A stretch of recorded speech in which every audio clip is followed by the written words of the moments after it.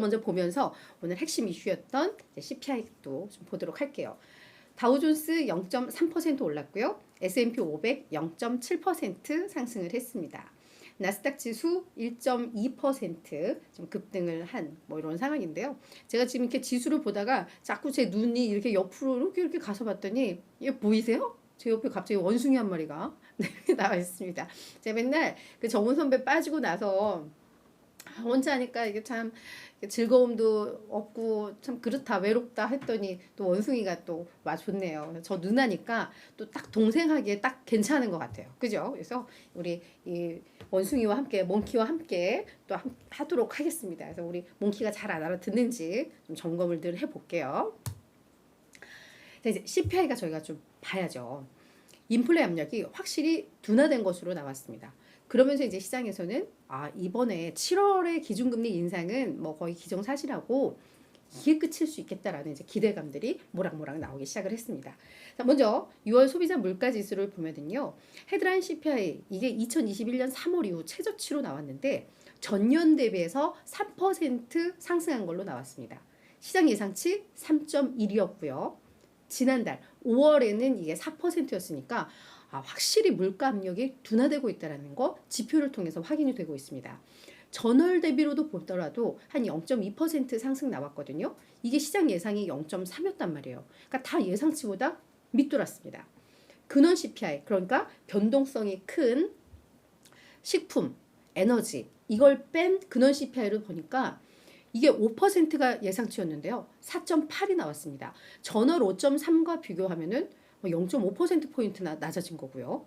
전월 비교해도 0.2에 그치면서 전월은 물론 그 시장의 예상보다도 훨씬 낮게 나왔습니다.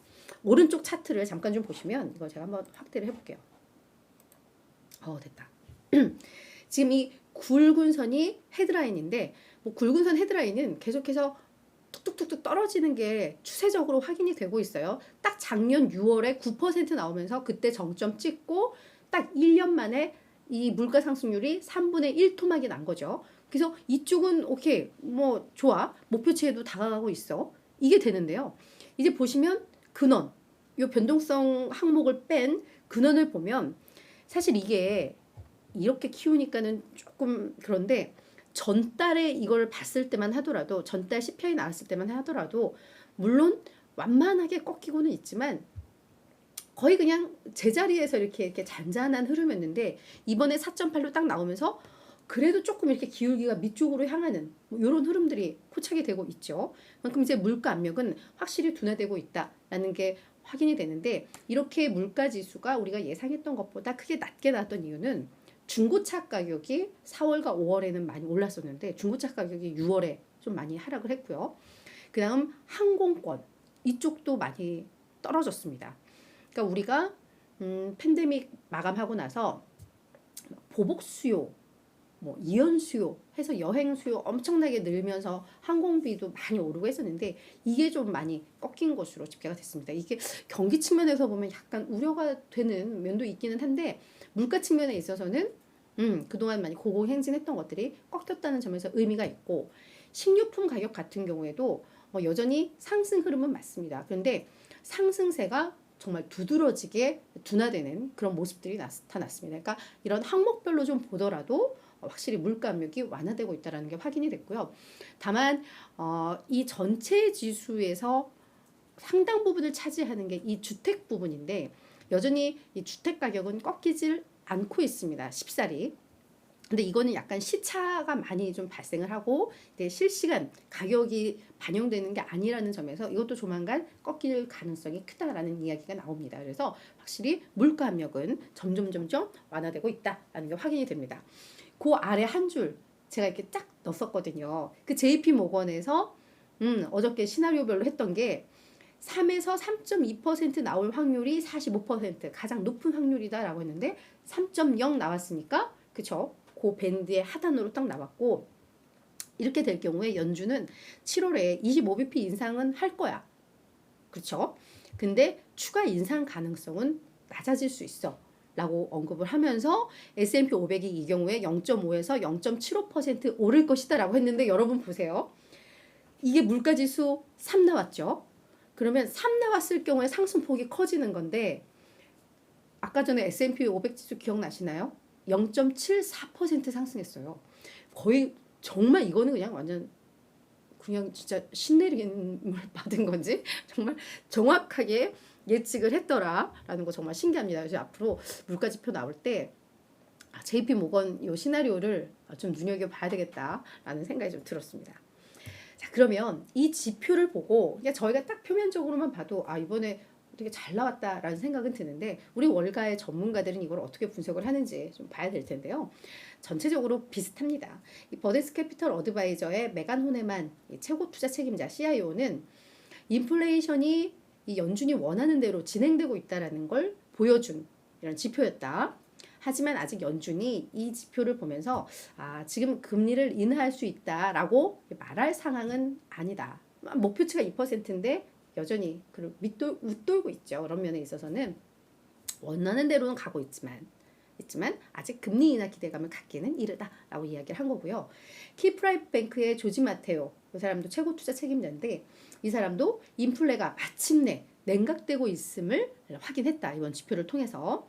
그러면서 연준도 우리의 정책이 원하는 효과를 내고 있구나라고 받아들일 수 있는 수준이다라고 평가를 하고 있습니다.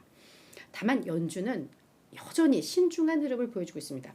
여기에서 연준 인사들이 또 흥분하는 막 이런 모습 보여주면 시장에 또 다른 좋지 않은 신호를 줄 수 있잖아요. 이제 금리 인하 기대감이 막 반영되고 이럴 수 있으니까. 그래서 여전히 조금 더 신중한 태도를 보이고 있는데 이 토마스 바킨 리치먼드 연은 총재는 뭐라고 이야기를 했냐면 뭐 지표 그래 뭐 오케이 완화되고 있는 거 둔화되고 있는 거 인정. 하지만 인플레이션 아직 높다. 목표치 2% 기준으로는 아직 높다. 그러면서 우리가 너무 빨리 물러나 버리면 긴축을 종료를 해버리면 인플레이션은 다시 강해질 것이고 그렇게 되면 연준이 해야 할 일들이 더 많아진다. 그래서 하는 김에 이건 좀 확실히 매듭은 지어야 된다라고 이렇게 얘기는 합니다.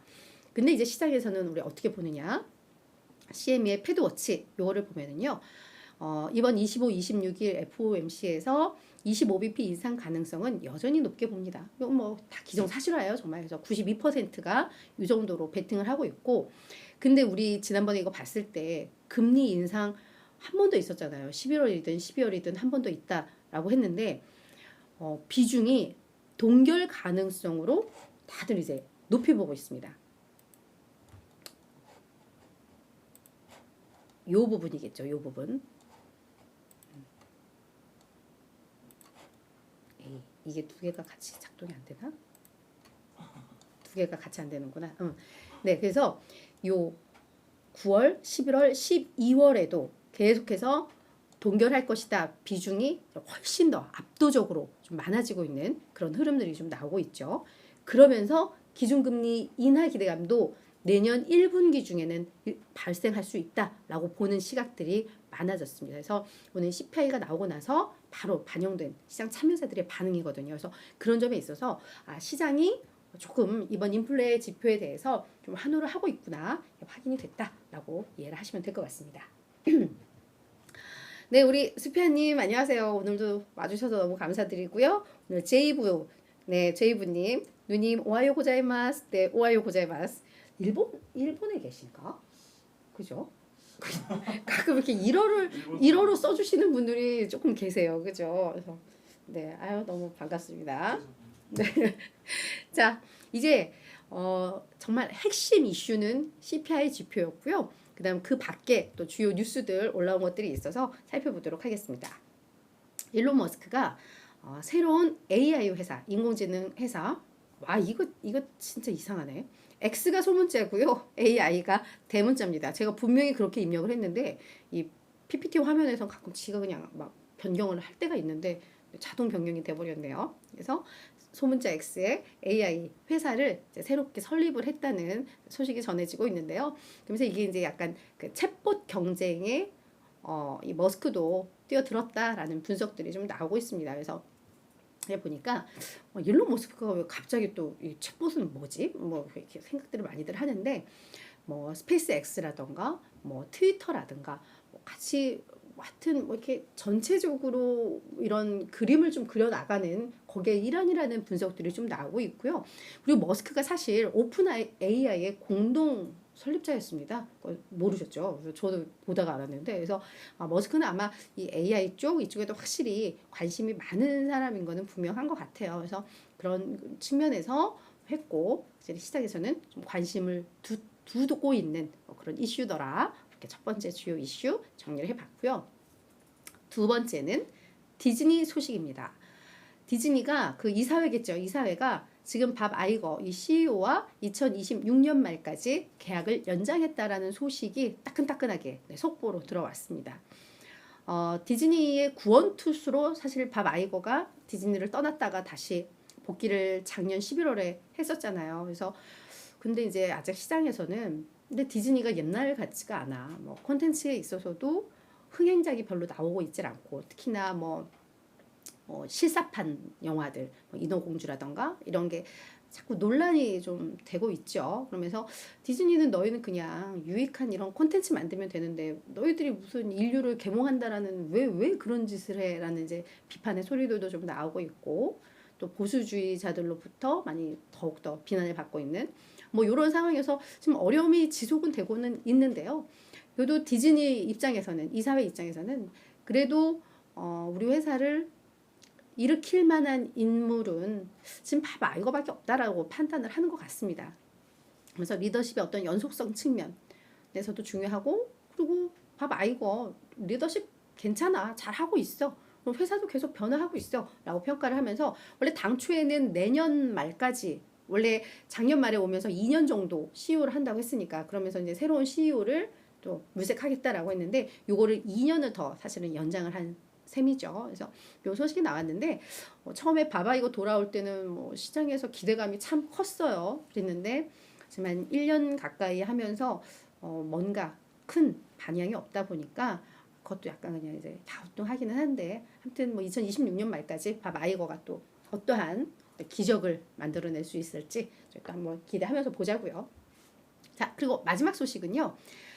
나스닥 100 지수도 있잖아요. 나스닥 100 이게 사실은 벤치마킹하는 자금들이 워낙에 많기 때문에 뭐 우리 나스닥 전체 그냥 지수보다도 나스닥 100 이 부분에 이제 관심이들도 많아요. 근데 여기 편입 종목들에 대한 특별 재조정이 일어날 것으로 보입니다. 이게 사실 지난 주말부터 관련 소식들이 좀 나왔었는데 이게 그러니까 원래는 이게 정기적으로 편입 종목들을 교체하는 그 정기 시즌이 있는데 지금은 정기 시즌이 아니잖아요. 근데 그냥 특별 재조정에 들어갑니다. 그래서 24일 개장 전까지 이걸 이제 교체를 하겠다라는 건데 그 방향성은 나스닥 100에는 아무래도 기술주 중에서도 좀 메가캡, 빅테크들이 많이 포진이 되어 있을 거예요. 아마 나스닥에 거의 대형주 100순위가 아마 여기에 들어가 있지 않을까라는 생각이 드는데 근데 최근 이 메가캡 뭐 애플이라던가 마이크로소프트라던가 이런 7개 종목의 비중이 얘들의 주가가 너무 많이 올랐잖아요 그동안. 그러면서 이게 너무 한쪽으로 이렇게 좀 쏠려 있고 이러다 보니 요거를 좀 재조정할 필요가 있다라고 판단을 한 것 같아요. 그래서 지금 이들 비중이 한 뭐 45%를 넘어서고 있는데 이거를 40% 미만으로 좀 줄여놓고 메가캡 애들의 비중을 좀 줄이고 그 밖에 아이들의 좀 비중을 넓히겠다라는 개념인 것 같습니다. 그래서 그런 측면에서 그러면은 메가캡 기업들이 오히려 주가 조정이 나오나 뭐 이런 우려들도 있기는 해요. 있기는 한데 또 요것도 24일 이전까지 계속해서 이제 시장에서 좀 나올 수 있는 얘기들이 될 것 같아요. 그래서 이 안에 그러면 어떤 기업들의 비중이 더 높아질 것인가 뭐 이런 부분 그래서 이걸 좀 봐야 되고 그리고 캐시우드 입장에서는 요 재조정이 수혜를 볼 수 있다라는 분석도 나오더라고요. 왜냐하면 캐시우드가 담은 그 포트폴리오 안에 보면은 대형 기업들보다는 약간 중소 기술주들이 많기 때문에 캐시우드의 그 펀드가 오히려 더 또 수혜를 볼 수 있다. 뭐 이런 분석들도 나온다는 거 또 참고로 아시면 좋을 것 같습니다.